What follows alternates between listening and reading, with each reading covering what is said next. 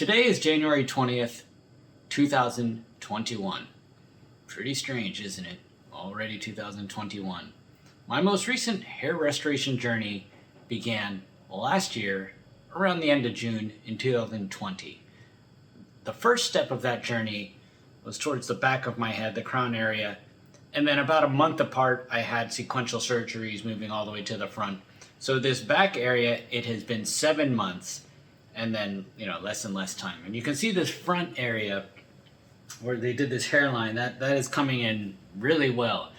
That was primarily head hair, and that was some abdomen hair, and it's looking good. I might add a little bit, but that's looking pretty good.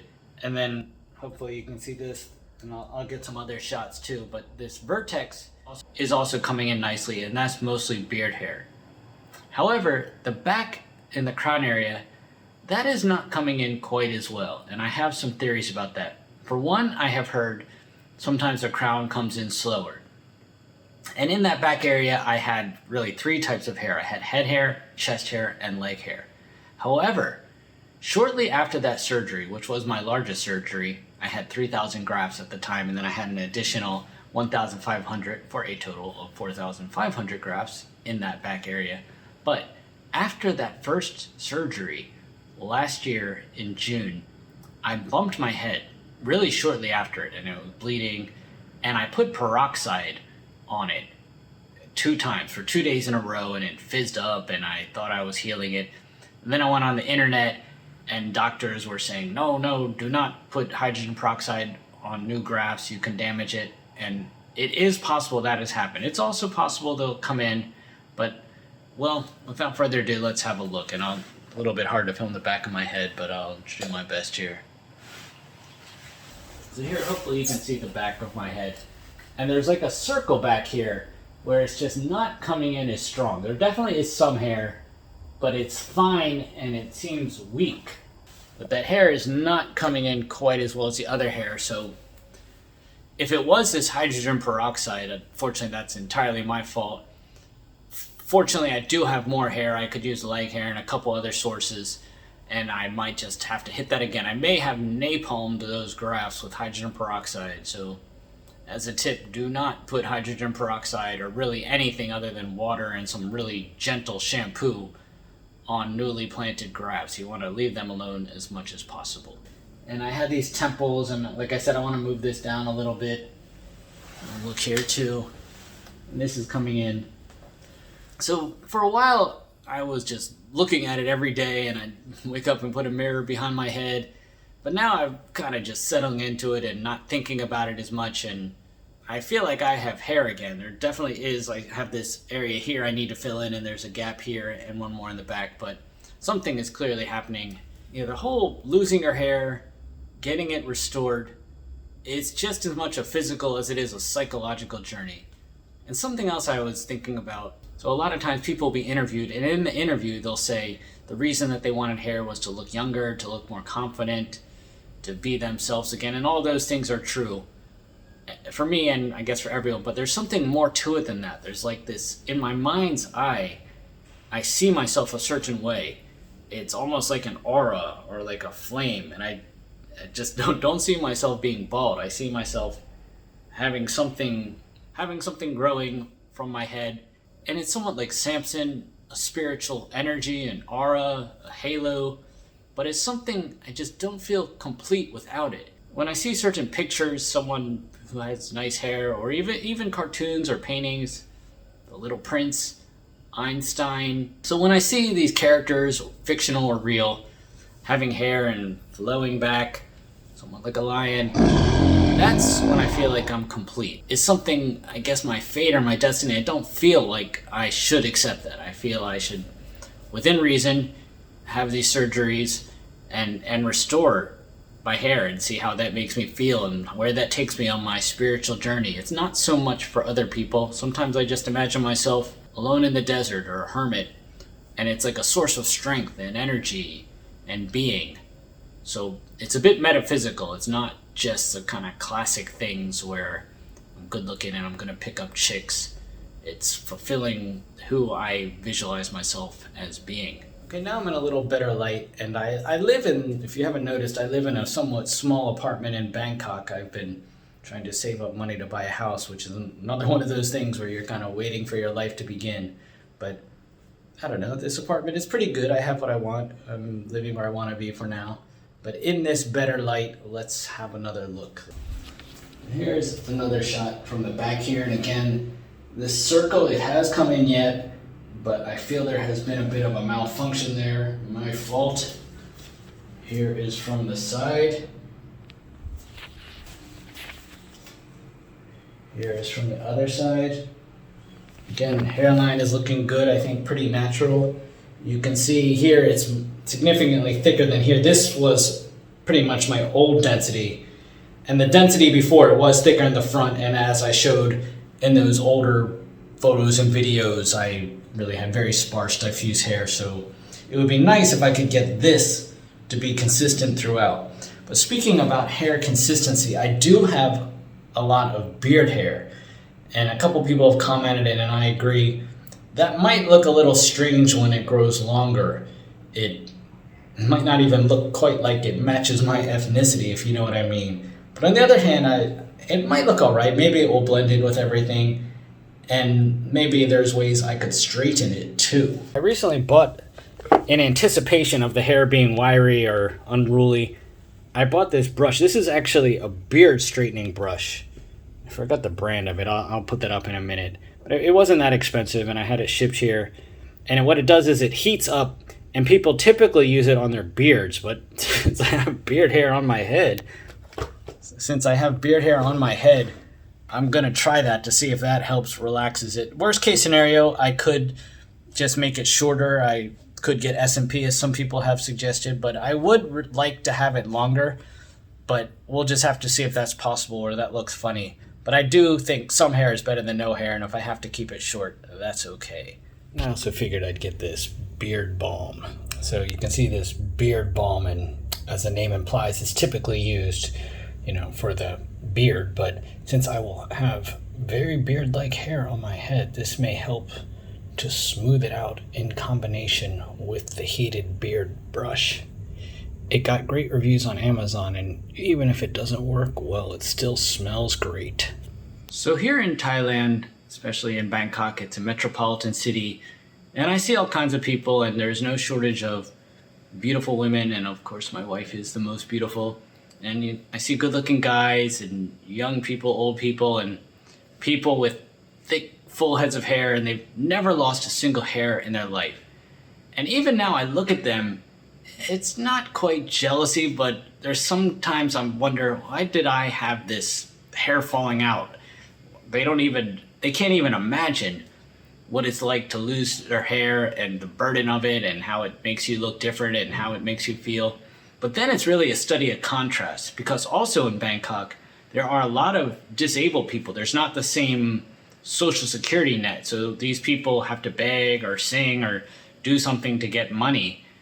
And there's people with malformed limbs and, like I said, blind or deaf. There's one guy, he's missing both of his hands.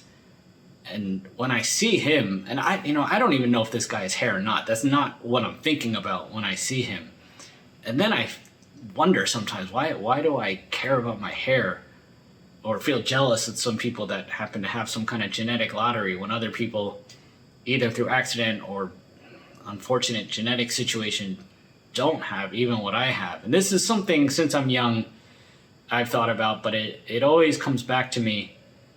And I guess it's just feeling existential lately, especially with this COVID situation, when you've had to carve up your life and there's so much that's missing now. You can't really travel or see people, and I live in this small circumference, so I see the same people, the same cast of characters, and I guess it brings back my formative years. And when I was in the hospital, if you saw my earlier videos, it just makes me think one time what it's all about or what's important.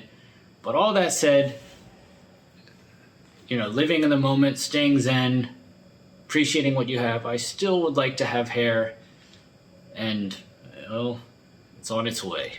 The whole hair loss and hair restoration experience is a difficult one, and it touches upon something that happens in all of our lives, Or a lot of times we're waiting for something or yearning for something. Maybe we're yearning for love, we're yearning for a house, to get married, to take a trip somewhere. And a lot of times we put all our thoughts and our hopes and our dreams in attaining those things. And sometimes we do. We get those things, we get rich or we find the girl, and of course those are nice things. But then it can still feel like something is missing. And your hair comes back and you feel good, and then that solves a lot of your problems, but it doesn't solve all your problems. This is something to think about when you have any problem or when you're restoring your hair, and something to realize is that it's going to accentuate your life, but it's not going to fix your life. And you might be surprised if you're not living your life along the way, if you're just putting your life on hold until something happens, but not living it along the way. When that thing happens, it may be anticlimactic, because that's not how life is lived. Life is lived along the way, and gradually you get these things, and maybe you take a step up. Carpe diem, as they say. Seize the day. So the hair is coming in, life is looking good, but at the same time, I'm not going to sit here and wait for that to happen to enjoy my life. And I haven't been. I go out, I do things I like, and in a way that makes the time go faster, that makes your life better.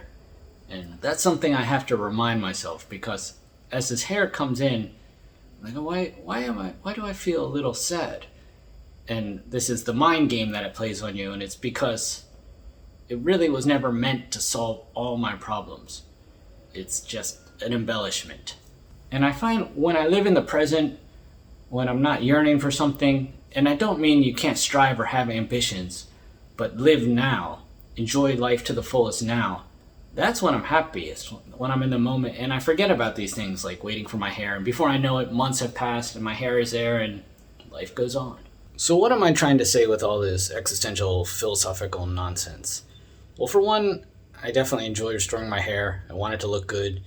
I like making these videos. I like watching other people's videos about the process. But it just reminds me to appreciate what I have and to live through gratitude. Because a lot of times people can have everything, and if they just don't appreciate it, well, then they have nothing. So I guess for me, the way to win this hair journey and life itself is to appreciate what I have. So that's the message I'm trying to say. That it's fun to have my hair come back, but that I also want to keep it in perspective and not take it too seriously or make it more than it is. Well, today is the day, January 28th, 2021. Time for my 6th session restoring my hair. Yes, it is getting a little tedious to go back and forth so many times. I want to just have it done, but that's just how it goes. As you can see, today I'm expecting to take mostly from the beard area. This hopefully is the last time. Though it heals quickly, it is a little bit painful and it's annoying to have it heal and have to cover my face. I've noticed even months later there can be ingrown hairs in different areas, and that's usually not a big deal. But if it's here where I have shaved, if it's in that area and you try to like swallow, see, if you try to swallow and there's like a pimple there, that can not be nice. So if you ever do get the beard hair transplant, I advise to shave this area. My hair actually goes down here, but it's not worth it. So I've kind of trimmed this and hoping to take it the sides here. And I think actually maybe I can get another 1,500, and that will be a total of 4,600 just from the beard. But pretty much this whole top area is all beard hair. And today I'm going to be doing this front area, and then these lateral humps I'm hoping to do also. And then there's a gap in the middle. I'm hoping to take care of that too. And unfortunately there is a little gap in this back area also, and a little more lateral humps. And finally, I would actually like to fill these temples in a little bit more, hoping all of that can be done in 2 more sessions. If the doctor could do more, I could do it all in 1 session, but I don't think that's going to happen. And I think 2 more sessions, it's kind of a surreal feeling. In just a couple hours I'll be laying on a table having a bunch of people poke me. One thing that's a little bit funny is, I don't know if this is normal, but at least in Thailand here, when they're doing the injections, I think one of the assistants feels sorry for me and she'll be massaging my feet a little bit, which actually is nice to, I don't know, take your attention off of the needles. So that's one of those only in Thailand type of things. But after that, it's just a bunch of laying there and getting poked for a while. But yes, it is worth it. All right, I'll see you on the other side.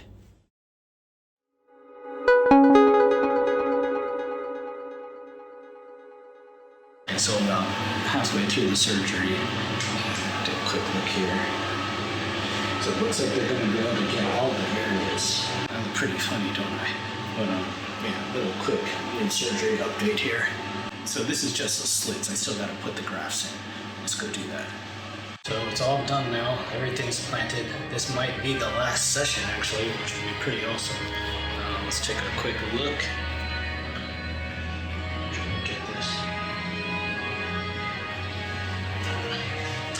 Do more at home, but hopefully I'm not bald anymore. It's all done. Time to get on the BTS. This is the place. That's the clinic right there. Let's just take a little walk with me. Anywhere else I might feel a little funny wearing this, but nobody seems to care in Bangkok. It's a pretty good feeling to be done and not be bald anymore. I decided I'm going to give finasteride another try. I just did all this work, 10,000 grafts, and I do not want to lose these again. Here we are in Bangkok. Nice and humid like it always is. This is on a silk road. And, well, it is what it is. Now it's, I think, about a mile to the BTS. I gotta pay attention here. But yeah, this has been a long-held dream to have this hair back. We were listening to music in there, and I just was feeling pretty good hearing all the beats, melody. Feeling is back again, but we'll see how it goes, how it grows. Always so much color, flavor, and interesting things happening in Bangkok. Every street, every soy, flurry of activity, people selling stuff. Really nice to live here. Always got a snack for you or whatever weird thing you need. Mall in there. Yeah, no shortage of shopping opportunities in Bangkok. And just in case you're missing America, there's Texas chicken, place I have never eaten. There's KFC, and of course plenty of Thai food. I was looking at myself in the mirror and seeing those final gaps filled in. It's hard to explain. It's kind of emotional to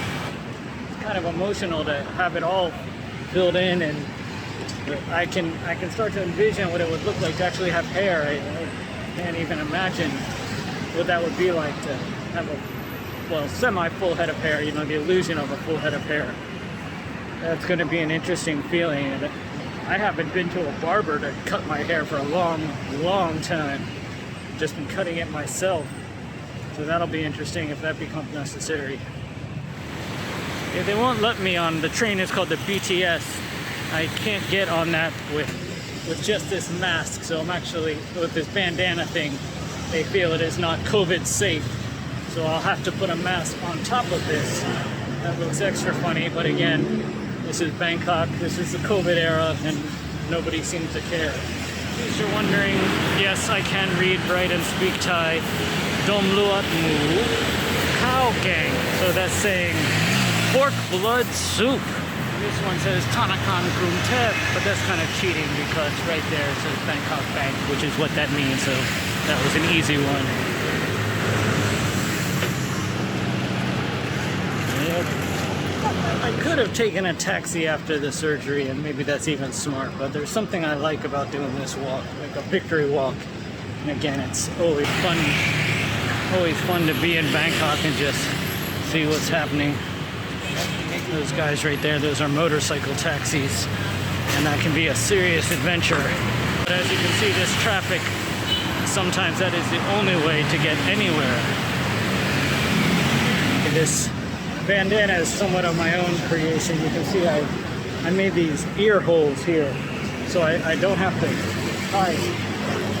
I can just kind of strap it on my face, which can be useful in this situation. So this is called the MRT. This is a classic subway system. You go down underground. Route 55 I didn't, what it called in Thai. That's not what I'm taking. There's another system here coming up. It's called the Sky Train, and by its name, it never goes underground. It's an above ground train, which gives you some interesting sights of Bangkok sometimes. So as I mentioned, I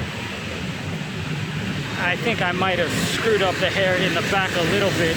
It does seem to be growing, but I'm hoping in time and with finasteride, maybe it'll fully come back to life and I can truly be done with transplantation. But if I do need to do a little more, that's okay. I'll do it. Get it done. Gonna wrap this up quite soon. Almost back at the train. Not a bad look. A lot of these, I guess you call them foot bridges. That can be really useful. I live down there. I wish this footbridge went all the way to my house. I might even just walk there, but it does not. And crossing some of these roads can be very treacherous. All right, so here we go. This is called the BTS system. I'm gonna put my mask on and wrap this up.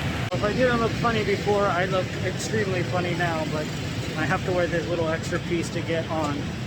And this, of course, I'm wearing this to cover up the beard transplant. At this point, I think I've had, oh man, how many? 3,100. I've had 4,300 grafts from my beard, and I don't think I'll be taking any more. All right, I'm gonna get on this and go home. The train arrives. My lovely assistant eating a classic Thai dish. Yes, it's yummy. You like that? I love it. All right, do you want to film my head for just a minute? Your favorite thing to do? Okay. Okay. All right, so a little deja vu here. Let's take this off. Oh no, I lost all the grafts. No, just kidding. Take this off. What's going on here? Okay, let me sit down here. Maybe I'll have a bite of chicken feet. My favorite. Oh yes, somtam. Can you film the top, please? You got it? All filled in now. All right. Well, I'm more interested in that than my head. Okay, so I guess it's all done. I don't know, you can see that. I'll show you tomorrow. I don't even know where they took it from exactly. Okay. Only 1,200 this time, but apparently that was enough to fill it in. That's all, folks.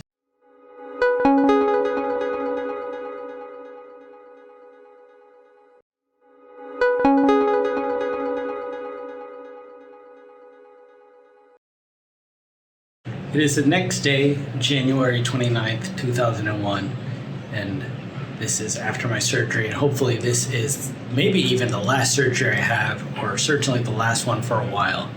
So let's take a look.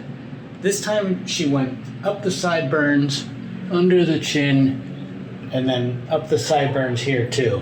And my beard and some of my hair was dyed black. That's why it's a darker color than normal. And also, I shaved right here because that's an area I didn't want her to take any grafts from. I also shaved down here, as I mentioned before. And the reason I shaved here is I actually have a hole in my skull. And any transplant surgery I've ever had, I have not wanted them to take any hair from there. So I shaved just to make sure that didn't happen at all. So the surgery itself, after you get the injections, it's not that bad.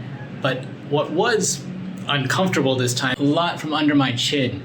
So I had a lot of hair from under my chin. And the way I'm looking at you now, that's not the way I could be positioned when they were taking the hair. I had to be laying down and laying back. And today, my shoulders and my back are still hurting some from that. It will get better quickly. But that was the tough thing. I think I was in there about 6 hours. It wasn't too long today, but that's a long time to be sitting in a weird, uncomfortable position. You just have to keep reminding yourself that it's for hair and it's worth it. Okay, let's take a quick look at the top. So here, back. So there's some she put in the back, and I've discussed before there was a gap there, and she didn't make it super dense, but it's probably good now we're done. So she filled in one of these corners here. She didn't go all the way across, but the line is so thin there, and with a limited number of grafts, I believe that was the right choice. So there was this gap in the middle, and she filled that in, and then there was this gap in the front area.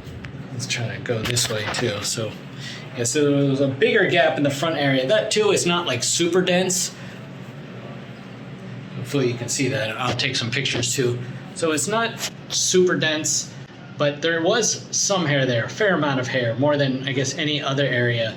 So before there was hair here, and you could see hair here also, but it was like, it almost looked a different color. The density was so profoundly different. So I think now, once that grows in, it'll match better, and I could even get SMP if I want to accentuate it a little bit. If you're wondering what these shadow things are behind me, it's got some clothes hanging up there. There's lovely Bangkok. Not quite the cleanest air, but it is what it is. Anyway, that's what those shadows are. So that's where I am now. I think I might be done. Some of this actually is not hair. It's common you have some bruising. So it looks like that's my hairline, but that's actually a bruise from all the injections, and I think especially the closer you get to the front, the more tumescent fluid, which puffs up the skin, the more that kind of can go down your face. And if they're doing a really big mega session, actually your face can swell up. That has happened to me in the past. That happened when I went to Australia, but not this time, just some bruising. Also, as I mentioned, I am taking finasteride again. I took it yesterday. It's only one day. And in my videos, I have made a point that I think it's very important to take medicine. But one person I got that idea from is David DeMuzio. He has the channel Hair Loss Hope. And I would encourage you to watch his channel. There's a number of other channels maybe I'll talk about. But his in particular, he really convinced me that I should be trying to take medicine too. I've done all this work, and I've done this, and I've lost all my hair, done it again, gone through that cycle. For some reason, it just didn't click, and I didn't want to take medicine, but I'm really going to give it a try this time. And I'm already taking 5 milligrams of minoxidil right now. I just started taking 1 milligram of finasteride. Hopefully, together with that and the hair, that everything is done and I'm looking good. So I guess future updates from this point are going to be less surgery and more so just the hair growing in and my thoughts about hair loss. Little laser helmet in the next day follow-up. I guess Thai people have a smaller head than me because this thing barely fits. I have to stay very still. They like to do this before and after the session a couple times. Yeah, so I'm gonna just sit still. I appreciate everybody watching, and that is it for now.